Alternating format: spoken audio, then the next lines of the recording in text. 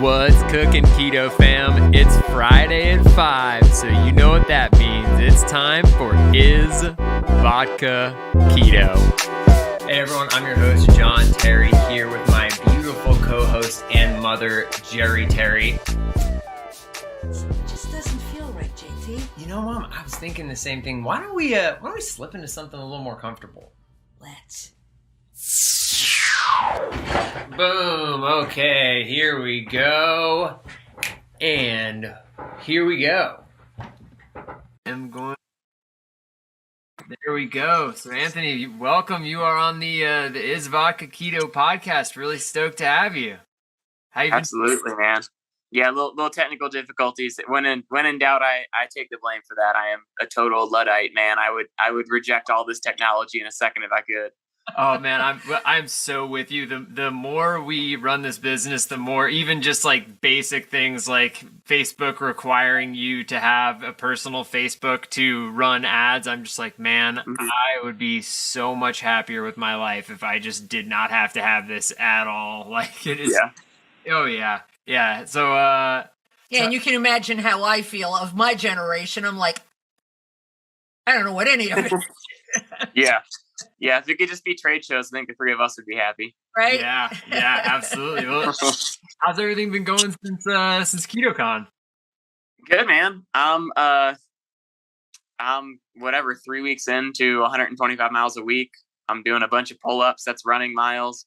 I'm doing a little bit of like bear crawls and army crawls and like mantling up onto walls and a little bit of warped wall, a lot of grip obstacles, and getting ready for the world's toughest mudder. It's going to be the Ultra Obstacle Course Racing OCR World Championships, and it's in Alabama this year. And since usually Spartan has one and Tough Mudder has one, and since the Spartan one is canceled, in my mind, it's kind of a legitimate world championship now because it's actually pooled into one. So I'm really looking forward to that. So everything is, it's periodization, right? Like for an athlete, that might mean you do, general training early in the season and really specific training later on, or it might mean least specific sessions to most specific sessions. But for me, there's a supplement flow that goes in there, and there's a carb flow that goes in there that'd be fun to dissect with you guys.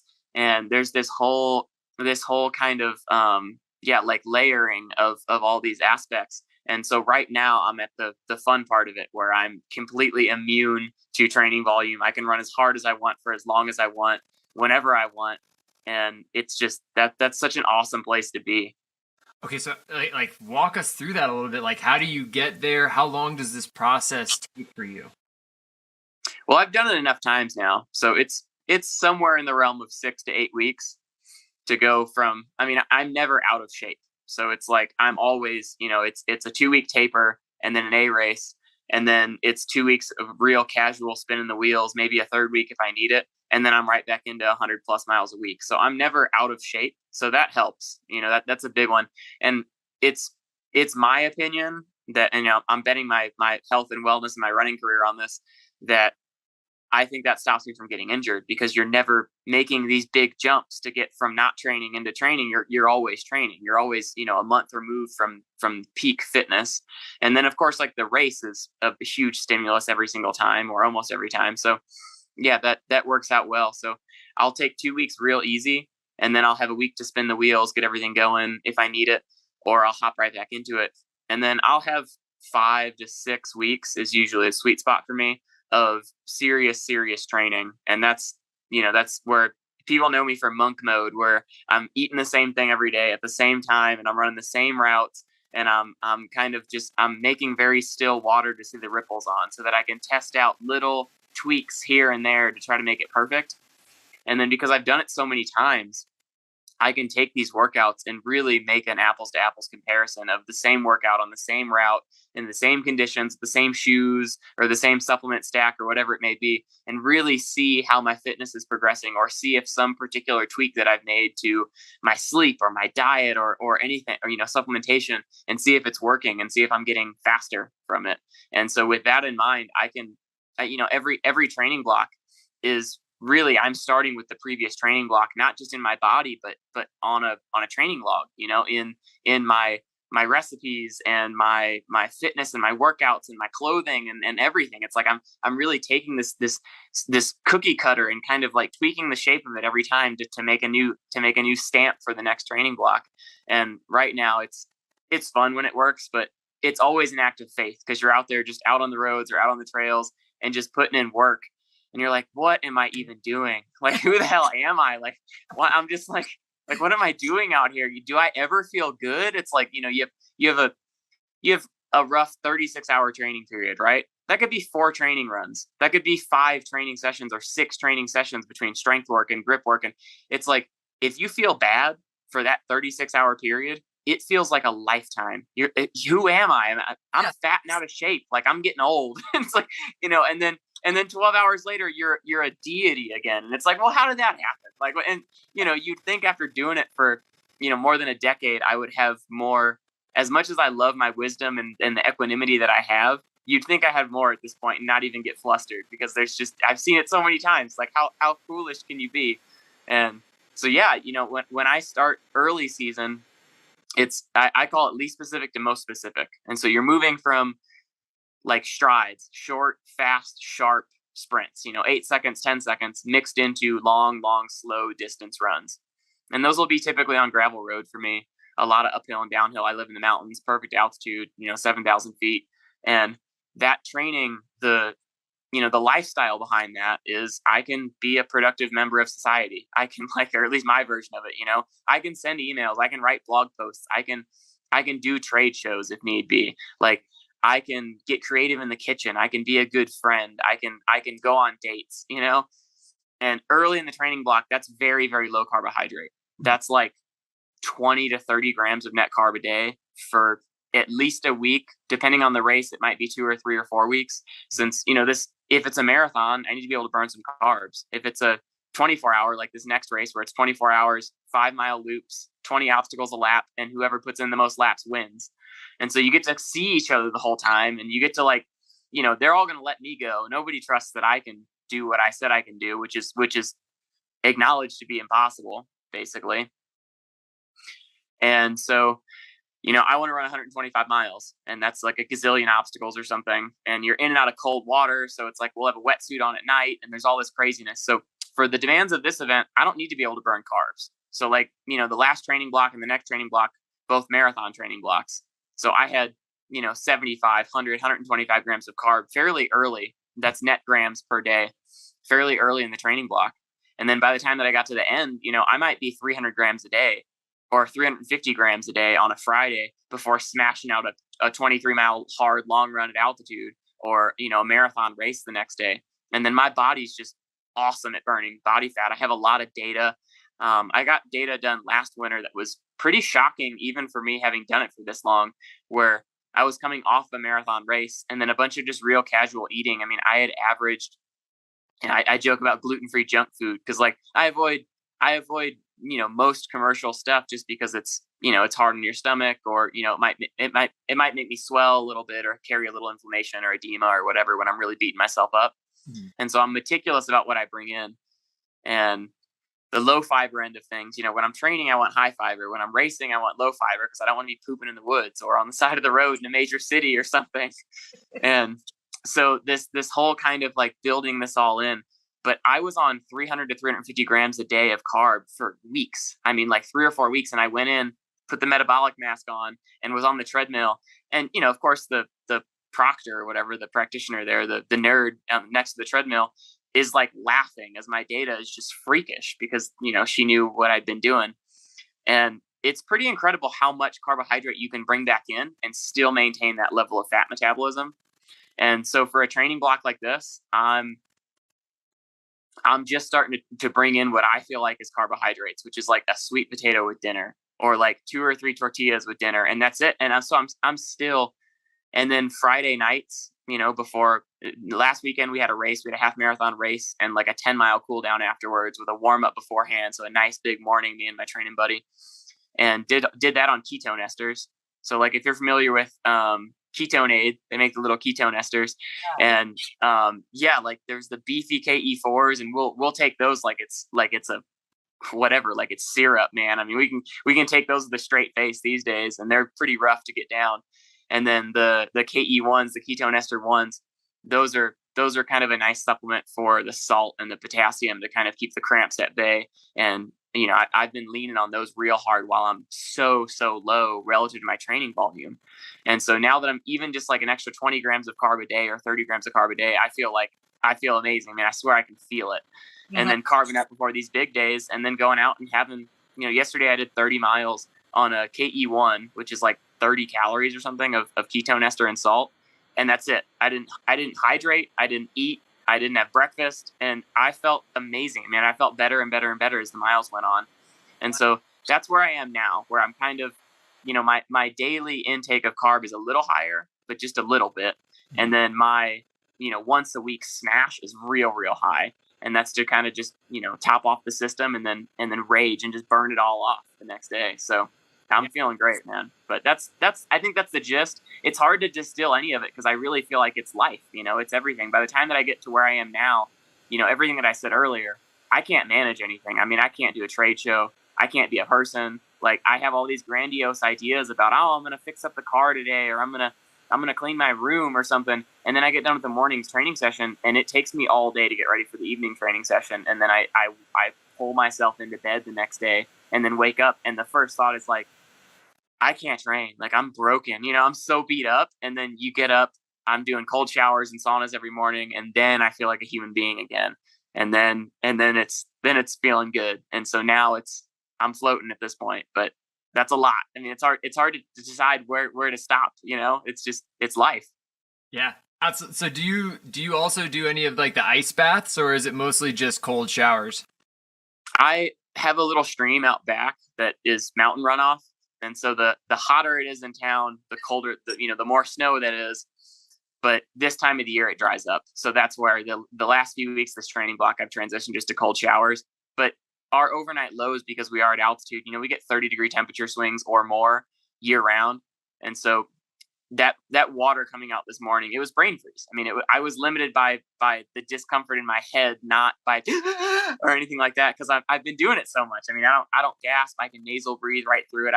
I've been brushing my teeth, which I think is like an awesome pro tip that I don't think I've ever heard anybody else say. If you can brush your teeth while you're cold showering, then that means you're nasal breathing, right? And so it's like, that's been a really kind of fun casual flex just on myself. And then just as an aside, I put the same, I don't even think I'm ready to say what the song is, but the same little techie kind of remixy of an old classic that I've put on every day. It's 3 minutes and change, and I put it on every single day for the cold shower. And at World's Toughest Mudder, when it gets cold, because there will be obstacles that will involve trucks of ice that will come in, and they'll be filling it with ice all day long. So our low could be into the 30s. The record is 27 low for where we're going to be racing on race weekend. And so it could be cold. So we'll be realistically, I have a 5 mil wetsuit, a really nice Xterra triathlon wetsuit that's 5 millimeters from my neck to my ankles. And then it's got all these nice panels in it so I can move. And this is all like a whole new world for me. But sticking that thing on in the middle of the night, and I'm going to play that same exact song. And I'm just going to get it. It gets me into this state of I'm cueing it every single day of I'm just like zen, and I relax and I soften into the experience of it and accept what's there until I can't anymore. And when I find myself still finding tension, then I just like in my mind, I'm saying I'm going berserk, like I'm getting to the point where I am immune to the miles or the pain. It's just like, you could shoot me and I'm just going to keep running forward at you. Like, I'm just going crazy and kind of tapping into that space in this little microdose of it every day. And I'm going to put that on and it's going to cue me in, and I'm just going to go crazy. That Pavlovian response. It's just what I was going to say. Pavlov's dogs. Yeah, you've got it trained up. So like, okay, so you're doing this 24-hour race. And you say normally you're not very big into refueling during race, or is it, how do you handle something that's that long? Well, I think that's a Louis Simmons, like one of my all-time heroes, like a Westside Barbell Louis Simmons, powerlifting coach, and athlete coach at large, strength coach, really. And he had a thing, you go to war to kill. You don't go to war to get killed. It's like, in training, I'm all about it. Like, let's get weird. Let's push the boundaries. Let's have a spirit quest out there. But on race day, it's going to be simple sugar and salt pills and highly processed things that my system doesn't have to handle. From the day to day, that's my chance to take care of myself. And I do aggressively. I do my own homemade ferments. I turn over homemade kefir like once every 3 days, a little mason jar that lives on top of my fridge. And I'm religious about prebiotic and probiotic and stacking like my mushroom blends with because the beta glucans, it's a very specific type of fiber. And I stack those with like cacao. That's a really good prebiotic fiber, and stacking all this stuff, take care of my gut and my health and wellness so that on race day, I can just rage. And so, one of the things that's made a huge difference for me is, and I played with colostrum years and years and years ago. And I don't know if that's something that's on your radar, like first milk, when a mammal gives birth, they have this like viscous, thick stuff that comes out for a little while and establishes this whole immune system and this whole gut lining and permeability. And I've just been mega dosing. The company that I've been working with is called Armra, and they're really, really careful about their sourcing, which obviously with something that vital, you don't want to screw over the next generation of anything, but not of cows. And they're careful about their sourcing and their product and their cold processing, and they get this really refined product. And then the average person could do probably half a gram a day and get all this gut lining benefit. For us athletes, where you're pounding out your gut every day, I might be on 6 or 7 or 8 grams of this stuff a day or more. And I'm going to actually take it during race day too. And it's to keep that permeability on point so that when I go to war with myself and with the course and with the cold and the heat and the stress and all of this, then I can hopefully float better than everybody else. And, in a perfect world, I would like we have 25 and a half hours to finish as many miles as you can. You have to start your last lap before the hour 24 bell goes off. In a perfect world, I would like to finish, I don't know, maybe less than 20 hours, 125 miles, which is supposed to be impossible. Bust out the calculator, make sure nobody can catch me. And then I'm going to sit on my butt for 5.5 hours and have brunch and watch everybody else suffer in the cold. And in a perfect world, last night I did 30 miles yesterday morning with my training buddy.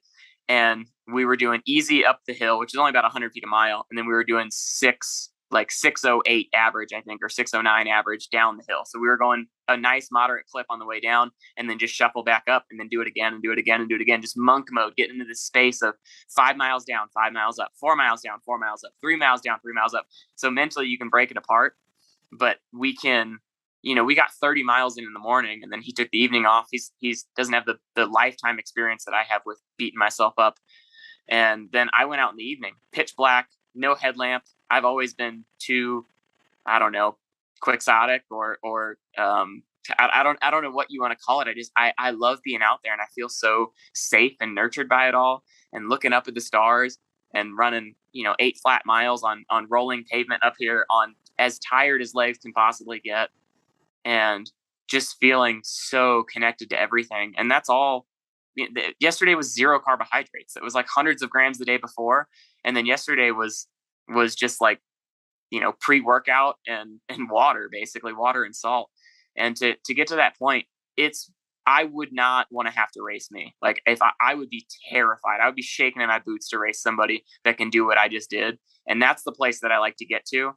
And that's something where it's an intellectual thing. Like, oh yeah, that would be nice 2 weeks ago. And then this point hits on and like, I don't know, wave of testosterone comes up or something. And it's like, man, I would tear somebody's heart out if they want it. Like I'm at the point now where I'm, I do these morning pages, right? Like the Artist Way. You familiar with that morning page? You're supposed to just it's free flow thought. You just let it out. You let it out on the page. And I really like the idea. I wrote about this on an Instagram post, probably too long for anybody to read, but I like the idea that it's not writing it down to forget it. And it's not writing it down to remember it later. It's writing it down to remember it now. And I was like, that's such a silly, hippie, amazing, profound thing. And I love it. It's like, and I think there's something to that. And my morning pages have now shifted into this zone of, you know what? I'm putting in so much work right now. And I have such a lifetime. I mean, I did martial arts for years. I did gymnastics for years. Like nobody deserves to think that they can run with me at this race.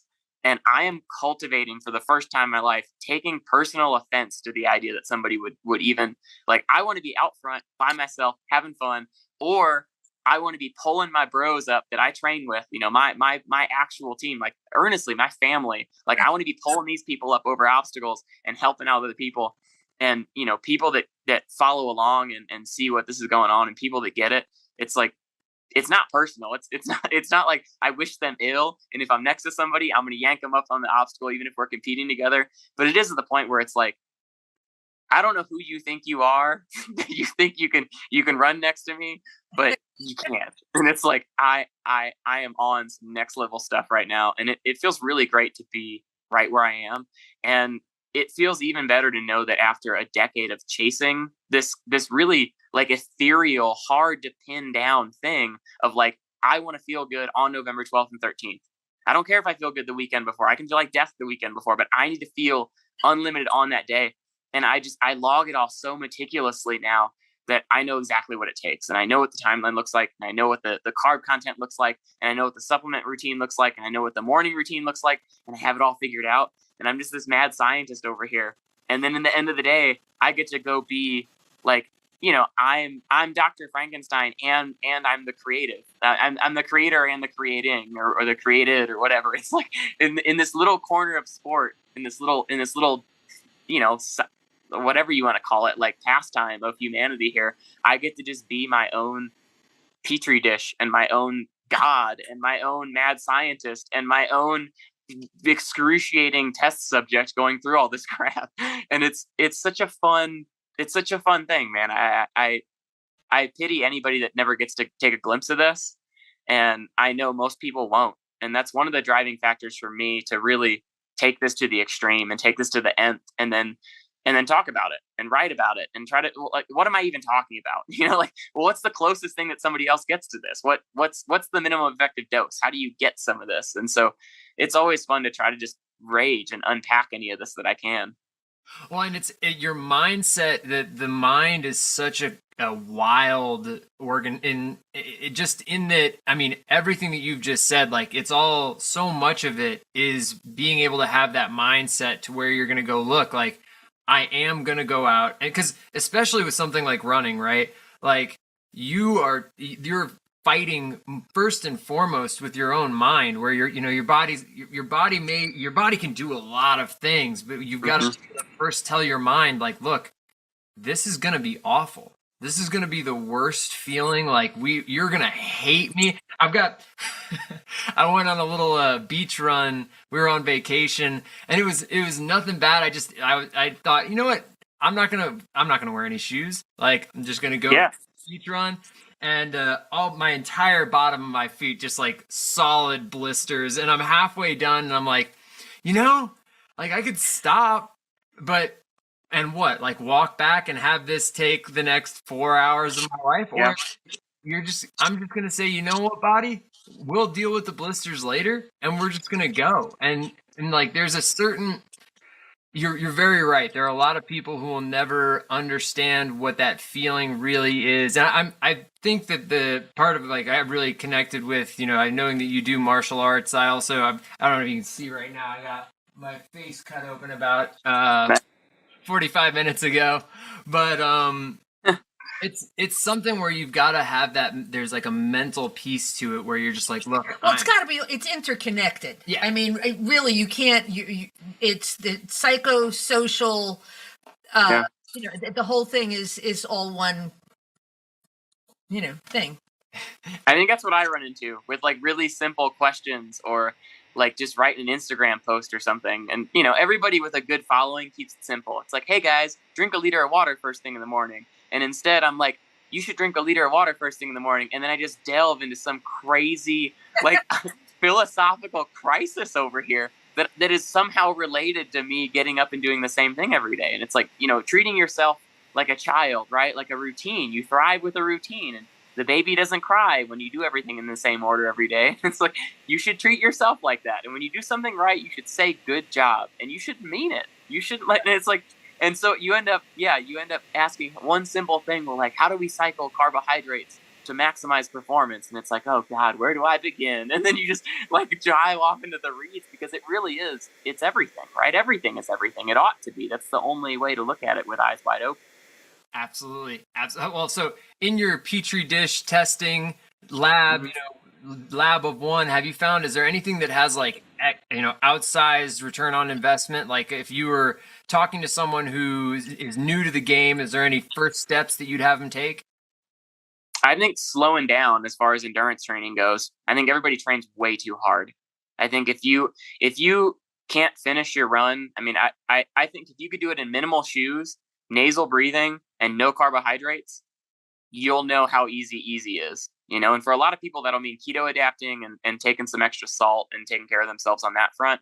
But I think a lot of the mechanical problems that people get, Achilles tendonitis and IT band problems and occasionally pulled muscles and all of this stuff is if you're running naturally and you're breathing in your nose and you're moving slow enough and mindfully enough and you're doing it without, if you're giving yourself the handicap of like I'm gonna move naturally, I'm gonna be delicate on my sensitive baby feet, I'm going to I'm gonna deprive myself of carbs and really make my mitochondria upregulate and make my gut health upregulate and getting to that point, I think you wouldn't have the mechanical problems that you have otherwise, because it's kind of like putting, I don't know, like a jet engine on an old Honda Civic or something. It's like you're taking these like high fuel, high octane energy sources like simple sugars and energy gels and caffeine and all of this stuff that is great. It's great icing on the top of your cake, but it's not a cake.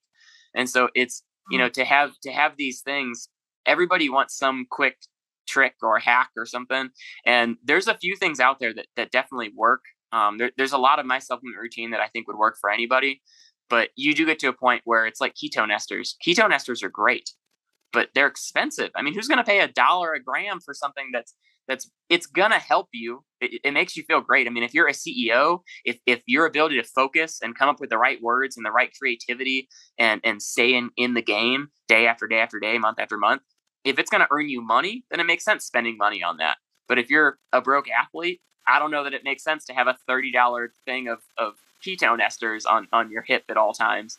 And so, yeah, I think not looking for a simple solution makes it actually ironically simpler than ever, because it really is. It's a matter of slowing down and maybe literally smelling the roses. But I think that's the biggest thing that I see that sounds like a non-answer, but people train too hard. They come at it with this like exercise is punishment. And well, if I can't trust myself, there's this subtle agreement with people, I think. And that's, if I'm only going to go to the gym on Monday, I have to really work hard on Monday because I know myself. I'm not going on Tuesday. And if I go on Tuesday, I'm sure as hell not going on Wednesday, Thursday, Friday. So I need to be so wrecked to be wrecked all week long to justify not going again. Whereas if if the deal from the get-go is not, I'm going to go on Monday, but I'm going to do the bare minimum that I can do, that I know I will actually do for the next 30 days or 60 days or 90 days, the next thing you know, magic happens. And, it's fun being fit. And when you're fit, it's fun. Little kids just run and climb and jump off of things. And what if you went to the gym with that as your intention? What if that was the point of doing what you're doing, instead of like, I hate myself, I need to change myself, I need to do all this. Instead of it was, man, I can do all these amazing things and I'm limiting myself. I'm stopping myself from doing them by whatever it is that I'm doing or not doing. That seems like such a beautiful thing. And if me running 140 miles a week or whatever it is, 125 miles in 24 hours or 19 hours, maybe finish in time for brunch, if that can teach me anything and I can transmit that to anyone ever, I think that's what it is. I think that's the answer, right? I think that's the highlight reel or the chapter title. It's what it seems to be is slow down and engage with yourself. It's fun. Absolutely. And I love that it's like you're not thinking about it in terms of like, oh, I'm doing this one thing and so I earn this time off. It's like, look, I'm expressing the thing that my body was made to do. Like my body was made to be this machine and I love doing this activity all the time. It's not like, oh, I did 100 miles this weekend, I'm going to take off for the next 4 days. It's like, oh, I did 100 miles this weekend. Like I get to go and do more because like this is what I love doing. And Definitely. That's awesome to see. Well, so we're coming up on time here. I want to be respectful of your time. Anthony, where can people find you? How can we watch this race? How can our viewers support you guys? Yeah, I mean, there's a million ways. I mean, Instagram is a good a good place to start is just at Anthony Kunkel, and that's phonetic Kunkel. And I do have a Patreon where I kind of just get to unpack longer winded ideas like this that I would never want to risk sounding foolish or ranting for too long on something. So if I do feel like I want to unpack what some idea really means to me, I'll throw that up on Patreon. And then, you know, in my mind, if I had whatever, a bunch of normal human beings that threw me a cup of coffee worth a month, that would equate to an athletic sponsorship that would instead be silencing. You know, if I signed on with Nike, I couldn't talk about whatever gut health or crazy stuff that I would have to be more agreeable to be some big box athlete. And so that's kind of a way to democratize the whole athletic thing. I think that angle might be some contribution that I'm making to sport that it isn't quite panning out yet, but I think that's got something to it. And then, yeah, people will see my whole project of the Ultra House Durango, where, you know, you don't have to take my word for something. Like, come here, show up at my house. I have a bunk room in the front. I can sleep 7 comfortably. You know, quiet hours are 10 p.m. to 8 a.m. So everybody's on the same schedule. And we have 2 really nice infrared saunas by Sauna Space. And, you know, we got the cold plunge out back. We're filling one right now for the winter so we can do it out front. And I regularly do proper camps where people can come. The next one is January 30th or January 20-somethingth to February. Late January to early February is my next camp, where we'll have holotropic breath work. All right, everyone. That was Anthony Kunkel. And Anthony, please forgive us for being broke as a joke and using the free version of Zoom that kicks you off after 40 minutes. They don't mean 41 minutes. No, they're like, hey, and then they do that great thing. Gotta love companies. They're like, it's like they tell you exactly you got 10 minutes left, and then they start. Once they get to 1 minute, they're like, guess how many seconds you've got left. You don't know. But everyone, go support Anthony, and make sure jump on his Patreon. The dude is super awesome, doing some really legit work, and loved talking to him. Really appreciate it. Can't wait to have him back on. Embarrassed for 42 minutes. Hopefully we'll be in a situation at that point where the powers that be will allow us to have longer episodes, or we'll just we'll go ahead and find a way around it. Maybe we'll schedule 2 of these bad boys up against each other. But Anthony, really appreciate it. Until next time, guys, is Vodka Keto? You bet. Is Vodka Keto is brought to you by Ketonia. For the most delicious keto baked goods, stop by KetoniaFoods.com. Be sure to hit that subscribe button and follow us on all social media at Ketonia Foods. Please leave us a review on Apple Podcasts or wherever you listen. It does more than you know. We'll see you next Friday.